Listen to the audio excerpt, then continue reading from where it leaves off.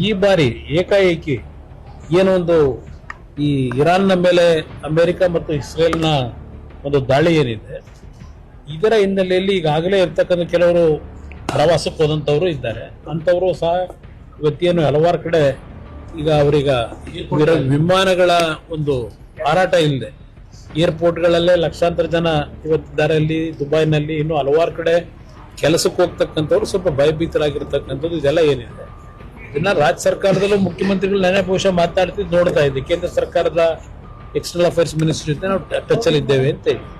ಬಹುಶಃ ಯುದ್ಧ ನಿಲ್ತಕ್ಕಂಥ ಒಂದು ವಾತಾವರಣ ಬಂದು ನಮ್ಮ ವಿಮಾನಗಳ ಹಾರಾಟಗಳು ಶುರುವಾದರೆ ಬಹುಶಃ ಎಲ್ಲರನ್ನು ತರ್ತಕ್ಕಂಥದ್ದು ಸಮಸ್ಯೆ ಏನಿಲ್ಲ.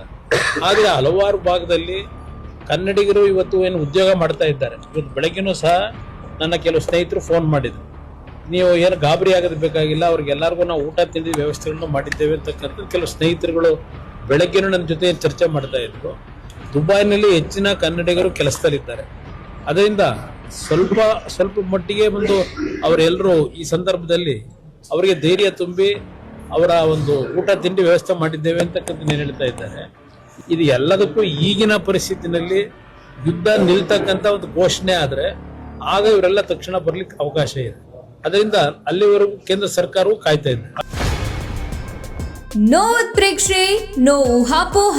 ತಾಜಾ ಸುದ್ದಿ ನಿಖರ ಮಾಹಿತಿಗೆ ಬ್ರೌಸ್ ಮಾಡಿ ವಿಜಯವಾಣಿ.net. QR ಕೋಡ್ ಸ್ಕ್ಯಾನ್ ಮಾಡಿ ಆಪ್ ಡೌನ್ಲೋಡ್ ಮಾಡಿಕೊಳ್ಳಿ.